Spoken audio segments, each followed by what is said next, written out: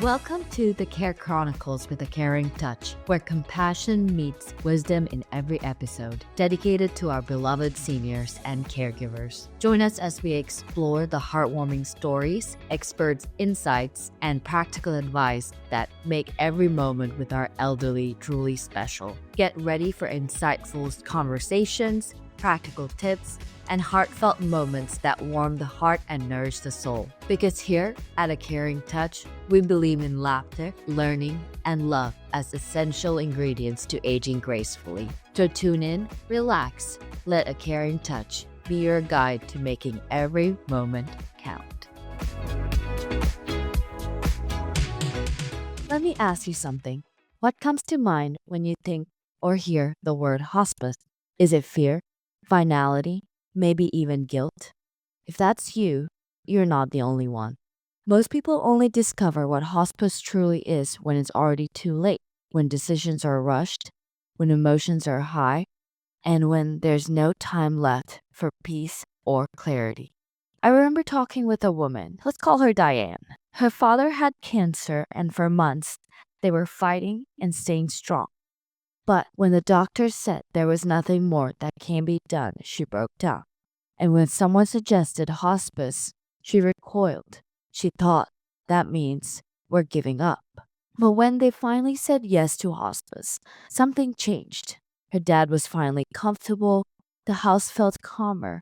There was time for real conversations. This episode is about that shift. Because hospice is not the end, it's the beginning of a different kind of care. Today, we're breaking down what hospice really is, how it works, the myths, and what keeps so many people from the support they desperately need. Let's start simple. Hospice is not a place, it's a philosophy. It's a model of care designed for people who are facing a terminal illness, meaning doctors believe they likely have 6 months or less to live if the illness runs its natural course. But here's the heart of it. Hospice doesn't try to cure illness. Instead, it focuses on comfort, dignity, and quality of life. Pain management, emotional and spiritual support, help for families, all designed to make the final chapter of life peaceful and supported as possible. And the care, it doesn't just wrap around the patient, it wraps around the entire family. Hospice care can happen in the home, in a nursing home, in a hospice center, or even in a hospital. But it's not about the location, it's about the intention. Think of hospice as a soft landing for the hardest goodbye. Now, hospice isn't just one moment, it's a process. There are 4 main stages of hospice care, and understanding them can help families feel more prepared. Stage 1, stable. This is when the patient enters hospice. Symptoms are under control and they're still relatively active. This is the time to plan, connect, and set expectations. Think of it as the settling in phase. Stage 2, transitional. Symptoms begin to progress, fatigue increases, appetite may decrease, patient needs more support both physically and emotionally. This is often when the caregivers start to feel a little more stress and hospice begins offering more hands-on help. Stage 3, decline. Mobility becomes limited, speaking, eating, and consciousness begins to change. The patient may sleep more. Family needs coaching on what to expect at this time. Stage 4, actively dying. This is the final few days. Breathing patterns change. The skin may cool. The body starts to shut down, often starting with the digestive system. This stage can be the most emotionally intense, but it's also when hospice offers the most intimate and attentive care. Throughout all of this, one thing remains steady: the commitment to dignity and comfort. At the core of hospice, there are 3 guiding principles, what I like to call the 3 C's: commitment, conviction, and compassion. Commitment to the patient's comfort above all else. No more pokes, no more harsh treatments, just relief, peace, and presence. Conviction, the belief that every moment still matters, that even when cure is impossible, care always is. And compassion, Because dying is not just a medical event, it's a deeply human experience. I once spoke with a hospice nurse who said, "Sometimes the most healing thing I can do is hold a hand in silence." And that's hospice in a nutshell. Let's get practical for a moment. There are so many misconceptions and questions about hospice, so let's clear some of them up. So, one of the questions was, how long does the average hospice patient live? On average, about 71 days. But many patients enter hospice very late, sometimes only a few days, often before death, which means they miss out on the full benefit.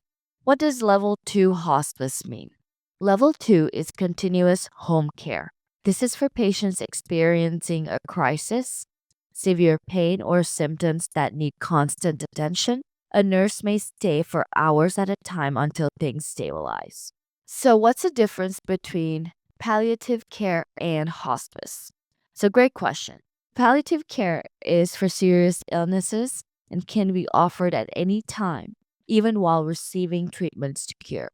Hospice, on the other hand, is for end of life, when the focus is fully shifted to comfort. So, what's the first organ to shut down when dying? Typically, it's the digestive system. Appetite and thirst fade, then circulation slows down, breathing changes, and the brain begins to shut down.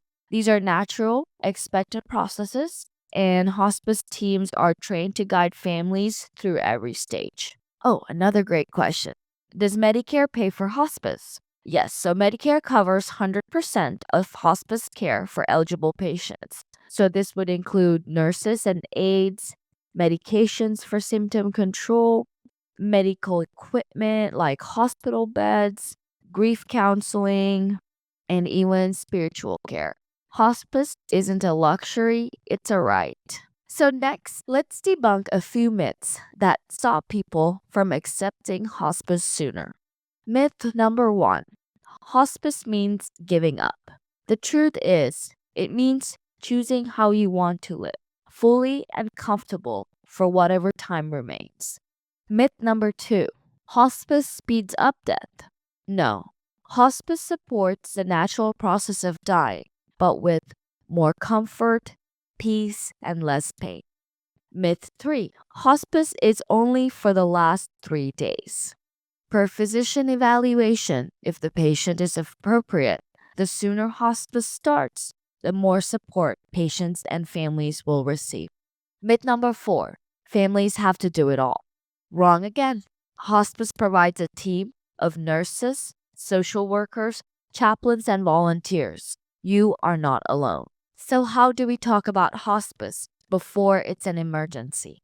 Start by asking the people you love, what matters most to you if your time is limited? What does a peaceful death mean to you? And how can I support your wishes? These conversations are hard but sacred, and they're so much easier when they happen when you're not in a crisis. Let me leave you with this. Hospice is not a death sentence. It's a comfort plan, a dignity plan, a love plan. It's a bridge between medicine and meaning, between letting go and holding on in a new way.